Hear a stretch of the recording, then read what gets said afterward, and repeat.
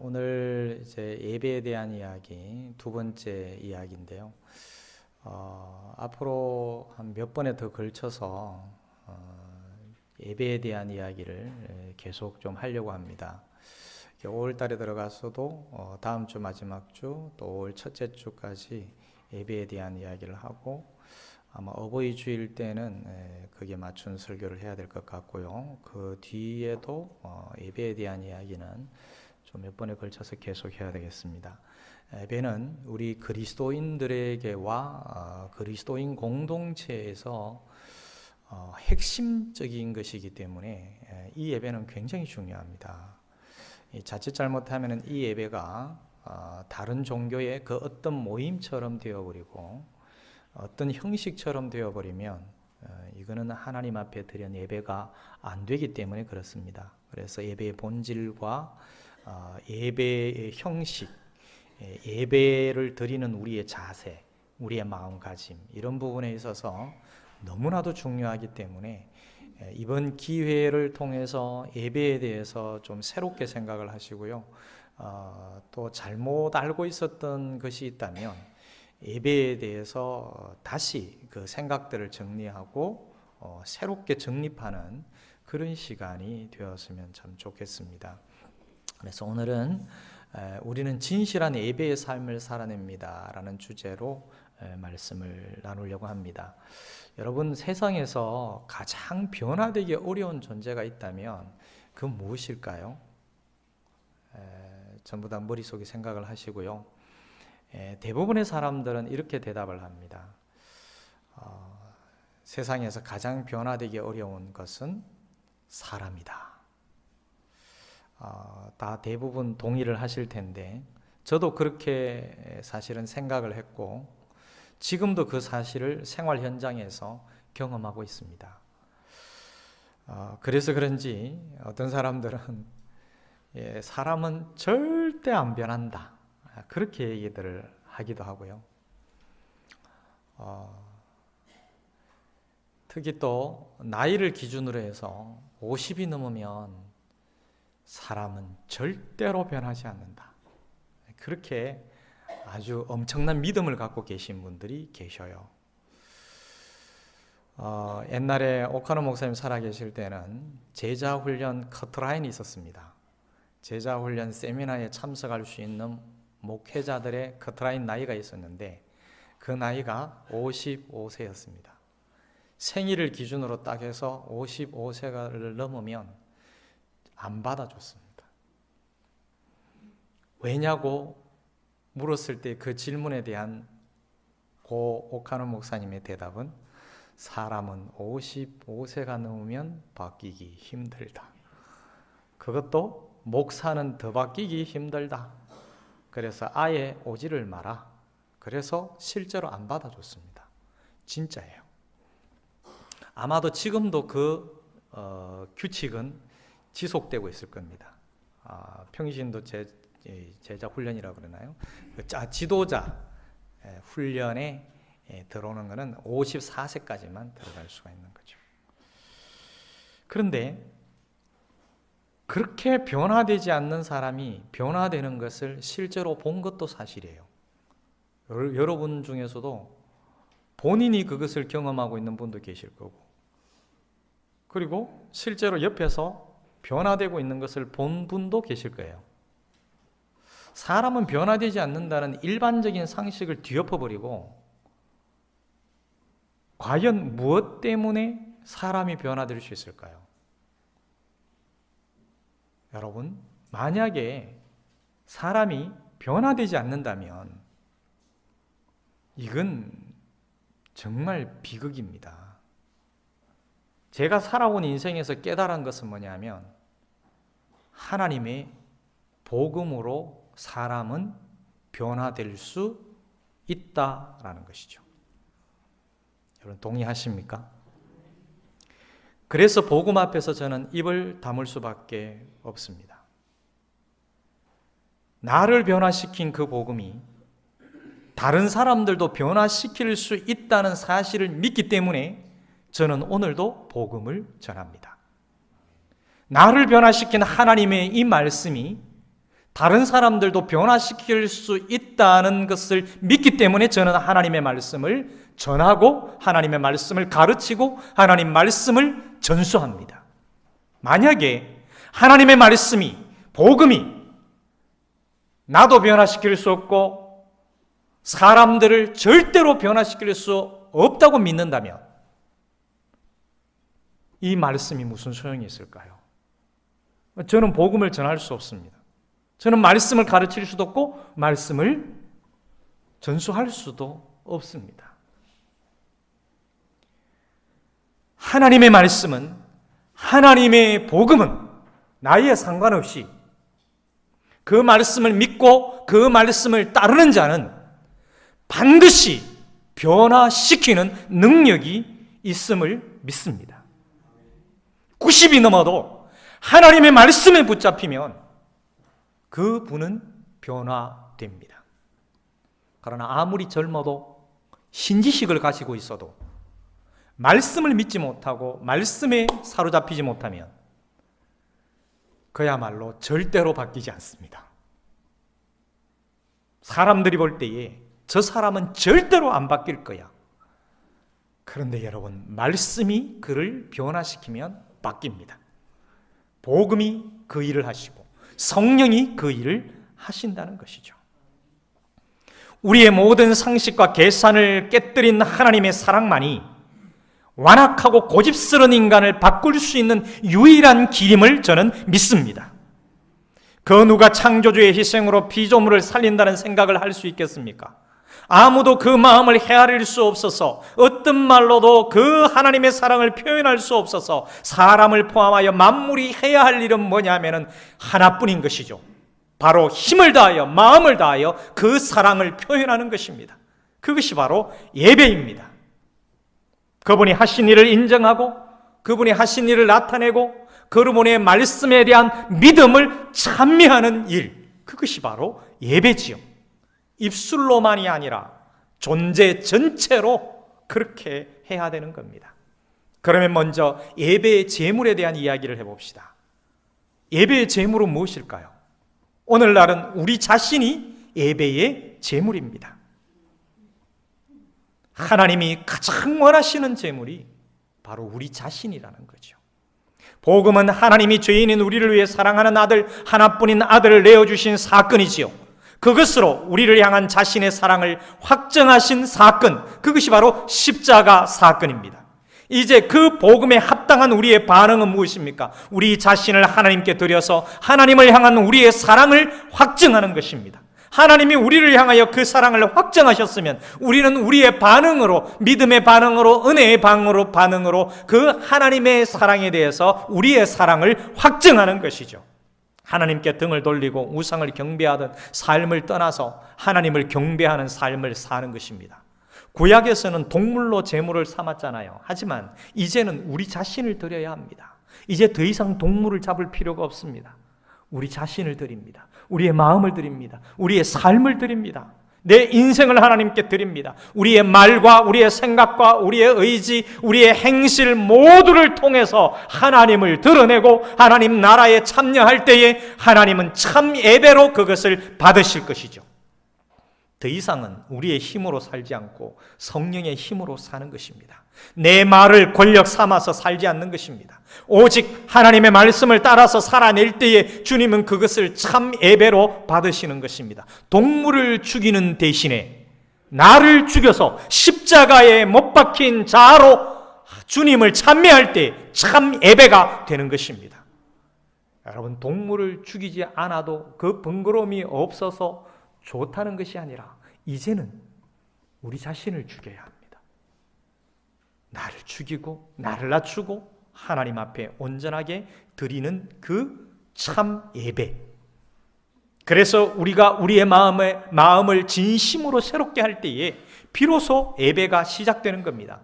복음은 하나님 나라가 우리 가운데 임하는 사건이고 우리를 새롭게 하는 능력이지 않습니까? 그 은혜와 자비의 나라에 우리가 부름을 받은 것입니다. 하나님의 은혜로 우리를 부르셨기 때문에 그 은혜의 나라의 백성이 된 것이고 하나님의 자비하심으로 우리를 사랑하시고 그 나라에 부르셨기 때문에 그 자비의 나라에 우리가 속하게 되었고 가족이 되게 되었고 그 나라의 백성이 되게 된 것이지요. 복음에 합당한 예배의 삶은 왕으로 오신 예수님의 통치에 순종하고 그분의 영광을 드러내고 그 나라의 가치관을 따라서 사는 삶입니다. 그래서 우선 바울은 그것을 이 세대를 본받지 않는 것이다 라고 말했습니다.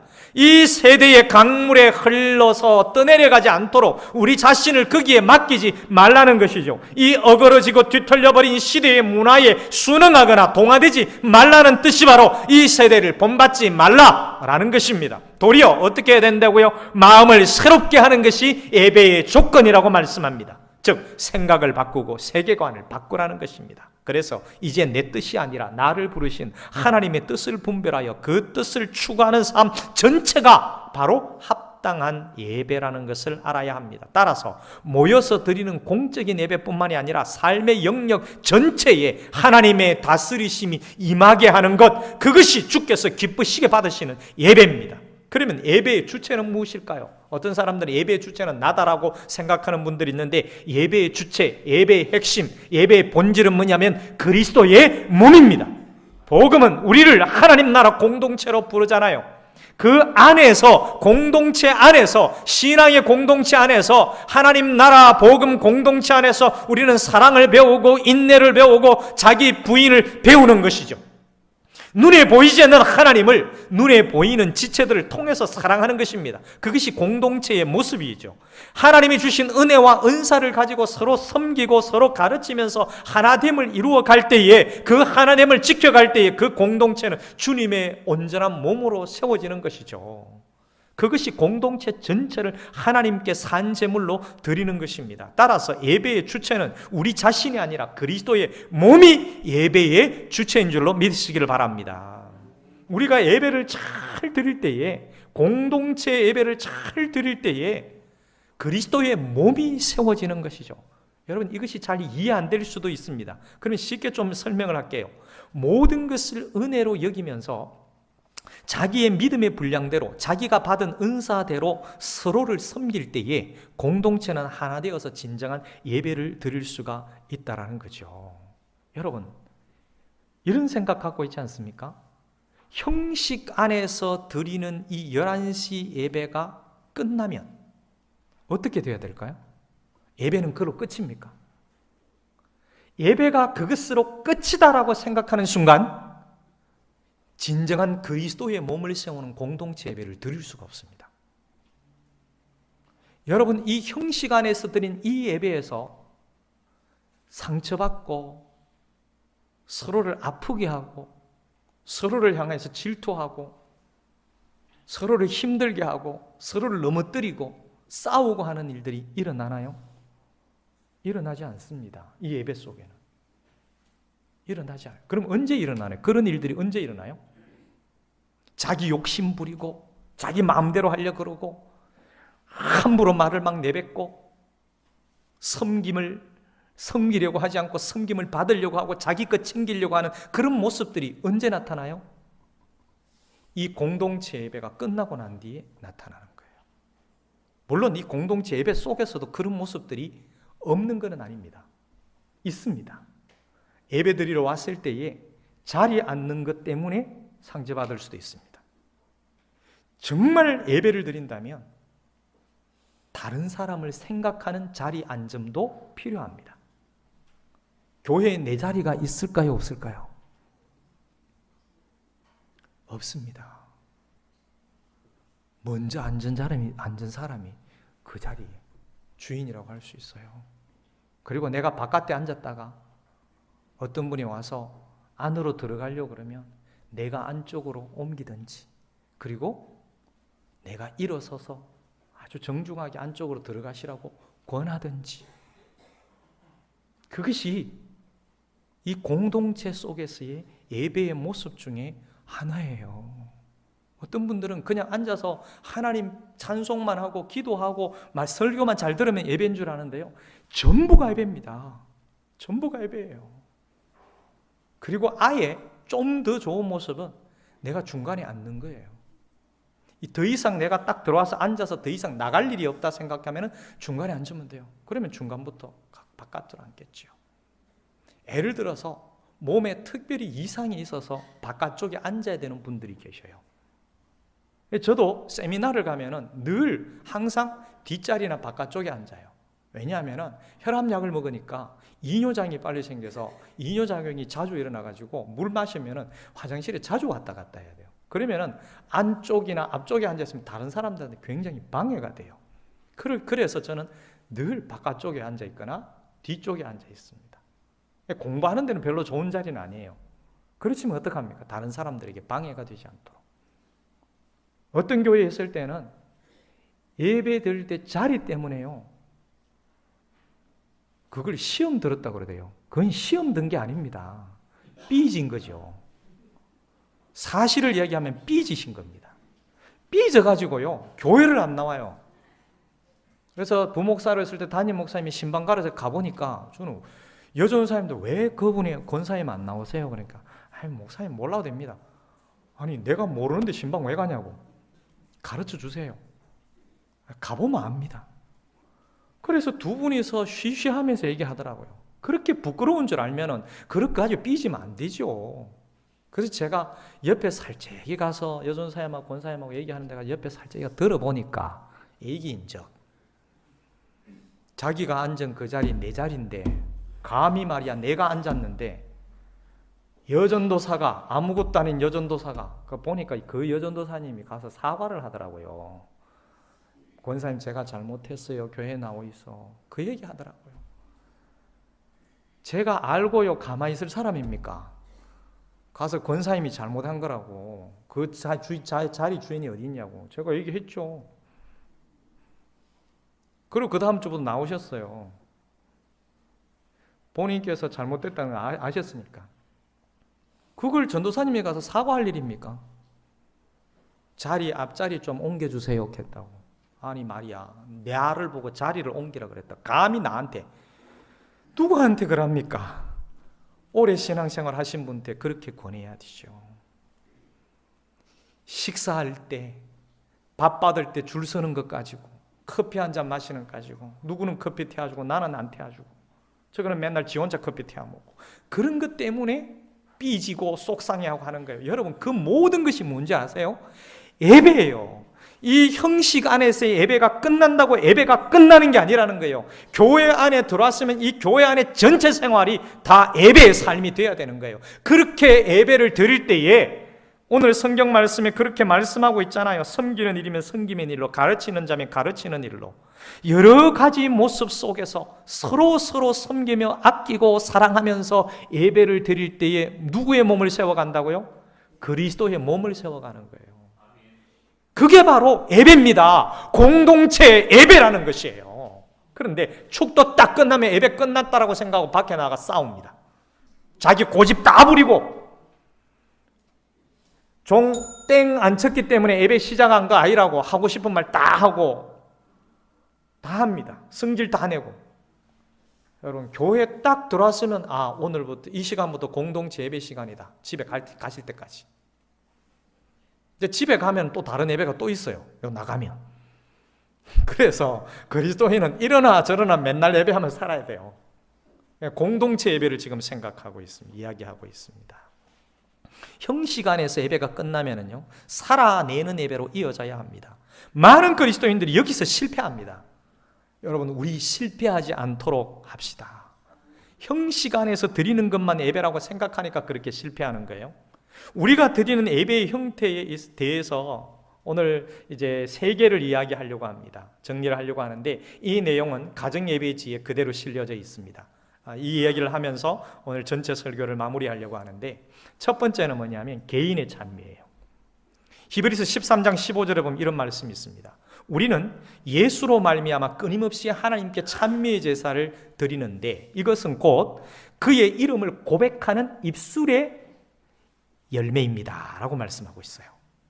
여러분, 우리는 예수님을 기억하고 그분으로 말미암아 하나님께 예배를 드릴 수 있습니다. 주일에 교회에서 드리는 공동체 예배가 전부라면 사실은 예배의 풍성함을 누릴 수가 없는 거예요. 그리스도인들 중에서 한 번도, 혹시 여러분들 중에서 잘 생각해 보세요. 한 번도, 이때까지 한 번도 하나님 앞에서 노래해 본 적이 없으신 분. 하나님, 제 노래 한 곡 하겠습니다. 한번 들어보세요. 하고 혼자서 노래해 본 적 없으신 분. 손 안 드실 거 제가 알아요. 근데 어렴풋이 있는 것 같다? 그거 없는 겁니다. 근데 하나님 제 노래 한번 들어보세요 라고 부르신 분들은 기억이 분명히 납니다. 근데 있었던 것 같기도 하고 없었던 것 같기도 하고, 그러면 아예 없다고 생각하고 다시 시작하는 게 좋습니다. 개인의 찬미로 예배를 드려본 경험. 차를 타고 1시간을 타고 10분을 타고 20분을 타든지 간에 차를 탔을 때에 어떤 분은 그런 얘기를 해요. 나는 노래 부르는 것보다 듣는 게 좋아요. 여러분, 듣는 거는 하나님께 드리는 게 아니에요. 그건 예배라고 할 수 없습니다, 사실은. 하나님께 예배는 드리는 거고 하나님 앞에서 내가 뭔가를 표현하는 거예요. 나는 음치라 가지고, 여러분 성경을 뜯어서 한번 보세요. 곱씹어서 한번 보십시오. 하나님께서 음치의 찬양은 절대로 듣지 않는다고 하는 말씀이 있는가? 하나님은 음치인지 아닌지 박자, 음정 신경 안 씁니다.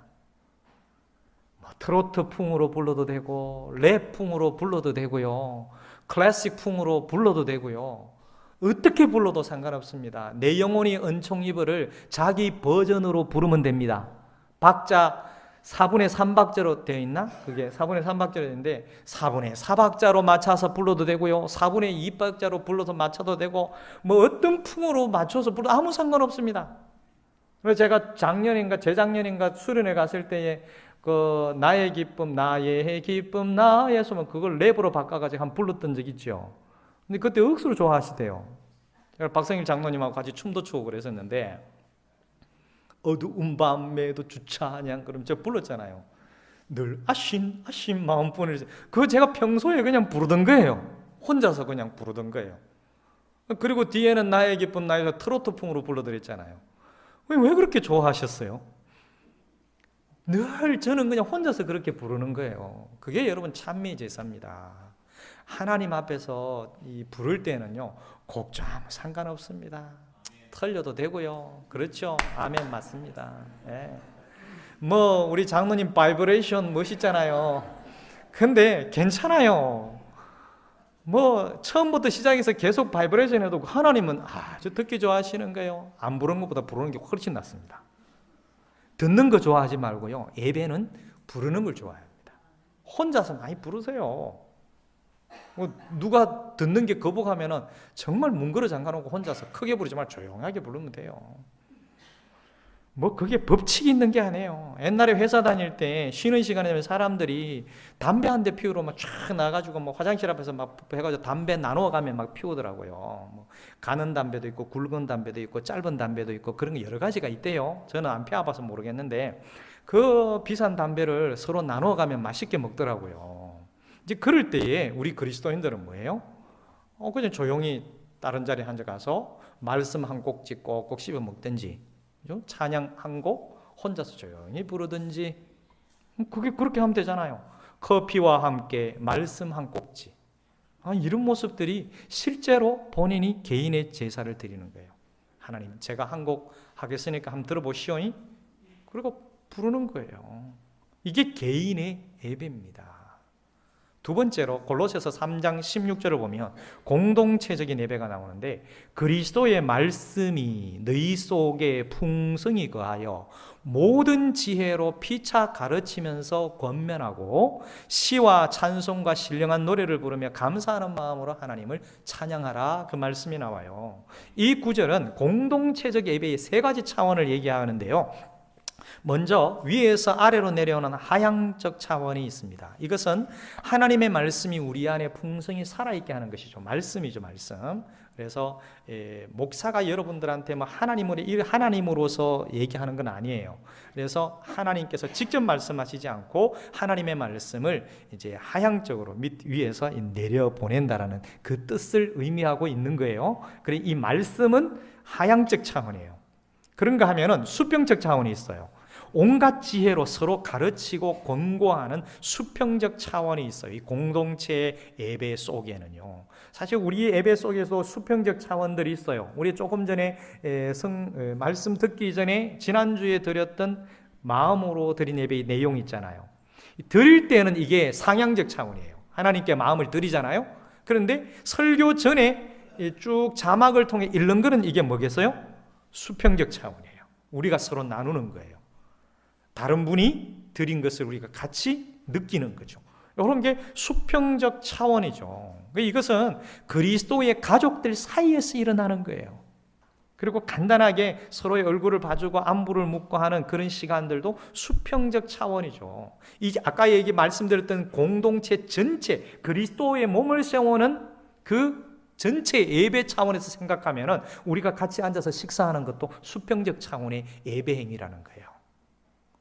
그래서 식사하면서 오늘 들은 말씀 이야기하고, 참 맞다, 우리가 밥 먹는 것도 이 예배의 행위다, 그지? 그러면서 반찬에 대해서 불평불만할 게 아니라 거기에 대해 진짜 감사하면서 먹는 게 예배의 차원이라는 것이죠. 이게 수평적인 겁니다. 그런 다음에 위로 올라가는 상향적 차원이 있는데, 감사하는 마음으로 시와 찬미와 신령한 노래로 하나님을 찬양하는 것이죠. 이 공동체 예배는 참으로 놀랍게도 이런 세 가지 길이 있다라는 거죠. 그래서 드릴 때에, 올려 드릴 때에도 정말 마음을 다해서, 힘을 다해서 그렇게 찬양해야 되는 거죠. 예배에서 중요한 것은요, 형식보다는 그 속에서 하나님을 진심으로 만나려고 하는 자세가 중요합니다. 예배는 형식을 통해서 우리가 즐기는 게 아니에요. 하나님을 즐겁게 하는 것입니다.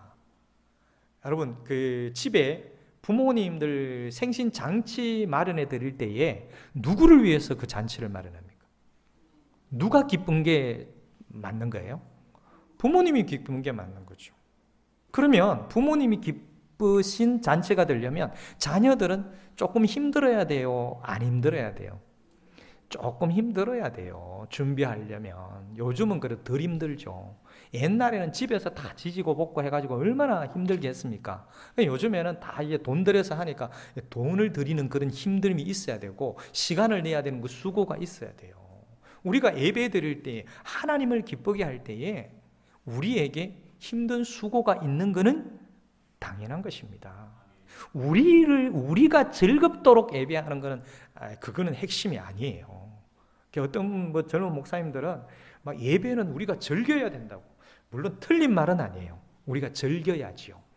잔치 마련해놓고 우리는 같이 안 즐기면 안 되잖아요. 아이고, 아버지 엄마만 즐거워하소, 그러면 안 되잖아요. 같이 즐거워해야 되는 건 맞는데, 핵심은 뭐냐면은 하나님이 기뻐하시는 예배가 되어야 된다는 거예요. 그럴 땐 때로는 안 기쁠 수도 있다는 거예요. 우리의 느낌과 감정이 맨날 기쁠 수는 없어요. 어떤 상황에 따라서는 그렇게 다를 수도 있다는 거예요. 우리가 예배를 드리러 옵니까? 예배를 받으러 옵니까? 예배를 드리러 오는 거죠. 저도 목사 입장에서 예배를 인도하는 사람의 입장이지만은, 그래서 저 나름대로의 몸부림을 많이 칩니다. 예배 인도하는 자의 입장에 늘 서 있다 보면은요, 내가 하나님께 예배 드리는 자세가 허물어져 버릴 때가 있어요. 그 의식이 희미해져 버릴 때가 있어요. 그래서 제가 정말 정신이 번쩍 들더라고요. 나는 맨날 예배 인도하다 보니까 나는 예배 드리는 게 뭐냐? 개인의 예배는 드리고 있지만은, 공동체 전체 삶의 예배는 드리고 있지만은, 이 형식 안에 들어왔을 때 이 공동체 예배 속에 나는 뭐냐라는 거예요. 하나님 앞에서 나도 예배 드리는 자예요. 그래서 저 몸부림의 하나의 표시로 주보에 예배 인도자라는 말을 다 빼버렸어요. 그거 벌써 옛날에 뺐습니다. 저만의 몸, 그거 글자 없어도 상관없잖아요. 근데 인도, 방종국 목사 이렇게 딱 있는 순간 나는 예배 드리는 사람이 아니라 예배 인도하는 자로만 딱 형식에 매이는 것 같아서 제 스스로 그렇게 몸부림을 쳐본 거예요. 어떤 분들은 정말 이게 목사가 예배 받는 자의 입장에 서려고 하는 그런 분들도 있기는 있어요. 극소수이긴 하지만, 그러나 그러면 안 된다는 거죠. 우리는 예배를 드리러 온 겁니다. 예배에 참여하러 옵니까? 예배 드리러 오는 겁니까? 올림픽은 참석하는 데 의미가 있다 그러지만요, 예배는 참석하는 데 의미가 있는 게 아니에요. 우리의 마음과 힘을 다해서 드리는 데 진정한 의미가 있습니다. 마지막 세 번째 예배 형태는 뭐냐면 로마서 12장 1절, 오늘 우리가 읽은 말씀 1절에 나오는 겁니다. 그러므로 형제들아, 내가 하나님의 모든 자비하심으로 너희에게 말을 하는데, 너희를 권하는데, 너희 몸을 하나님이 기뻐하시는 거룩한 산제사로 드리라. 이것이 바로 너희가 드릴 영적 예배다. 여기서 한 사람을 지목하고 있나요? 전체를 얘기하고 있나요? 너희들. 우리 모두가 드릴 영적 예배의 모습이 삶으로 드리는 예배를 이야기하고 있는 거죠. 우리가 드릴 정말로 합당한 예배는 우리 몸을 하나님이 기뻐하시는 산제물로 드리는 거예요. 이거는 삶으로 드리는 예배, 우리 인생을 통해서 드리는 예배가 이런 거예요. 하나님은 이런 예배를 원하십니다. 하나님의 자녀로서 행하는 모든 것이 하나님께 드려지는 예배가 되도록 살아내야 합니다. 우리가 하나님의 자녀로서 그분의 영광을 위하여 진실하게 어떤 행위를 하고 있다면 그것은 모두 예배가 될 수 있습니다. 우리 그렇게 살아내야 돼요. 진실하게. 여기 진실하게를 빼버리면 그냥 뭐 아무거나 나쁜 짓 해도 내가 하나님을 의식하며 하니까, 어떤 사람은요 얼마나 못됐는지 못된 짓 하면서 이거 하나님을 위해서 하는 거라고. 그거는요 예배가 아니에요. 그거는 범죄지요. 하나님 앞에 죄 짓는 거지. 진실하게 하나님의 영광을 위해서 무언가를 내가 한다면 그게 예배가 될 수 있다는 거예요. 우리가 하나님을 의식하면서 진실하게 그 일을 하고 있다면 그 일 자체가 하나님께 드리는 산제사 예배가, 살아있는 예배가 될 수 있다는 거예요. 내가 하나님을 의식하면서 하나님의 뜻을 드러내기 위해서 남편이 아내를 위해서 무언가를 진실하게 한다면 그게 예배의 삶이라는 것이죠. 아내가 남편을 위해서 하나님을 의식하며 그리스도 안에서 말씀을 실천해내려고 주님의 뜻을 이루고자 하는 그 자세로 진실하게 행한다면 그것도 예배의 행위예요. 얼마나 아름다운 예배입니까? 우리의 삶의 구석구석을 다 한번 들여다보세요. 공부하는 것도요, 무엇을 위해 공부하느냐? 잘 생각해 보세요. 그 공부, 학업조차도 예배가 될 수 있습니다. 직장의 일도 예배의 삶을 살아낼 수가 있다는 거예요. 선생님이 학교에서 가르치는 그 일도 진실하게 하나님의 사람으로서 행해 보십시오. 그게 참 전체 인생의, 예배의 인생의 한 부분이 될 수 있다는 것 아니겠습니까? 얼마나 귀한 일입니까? 하나님 나라 백성의 삶에서 가장 중요한 특권이라면 그것은 예배입니다. 교회에서 드리는 이 예배만 예배가 아니라 우리 인생이 예배의 인생이라는 거예요. 그러면 하나님이 내 인생을 받으신다는 거예요. 하나님은 그 예배를 통해서 우리의 사랑을 받으십니다. 또한 우리가 그렇게 예배하면서 하나님으로부터 받는 게 없을까요? 있습니다. 생명을 받고 사랑을 받고요, 평화를 받고 평안을 받고 강건함을 받고 지혜로움을 하나님으로부터 받아서 그것을 누리게 되는 것이죠. 그래서 우리는 예배를 통해서 하나님의 백성이라는 사실을 확인하는 거예요. 내가 삶 속에서 걸어가면서 무엇을 행하면서도 그 속에서 예배를 드리면서 내가 하나님의 백성이구나, 내가 하나님의 자녀구나, 그걸 확인하는 거예요. 사랑하는 여러분, 우리 모두가 개인 예배와 공동체 예배와 삶의 예배를 통해서 날이 갈수록 풍성한 삶을 누리는 그런 은혜가 있기를, 넘치기를 주님의 이름으로 축원합니다.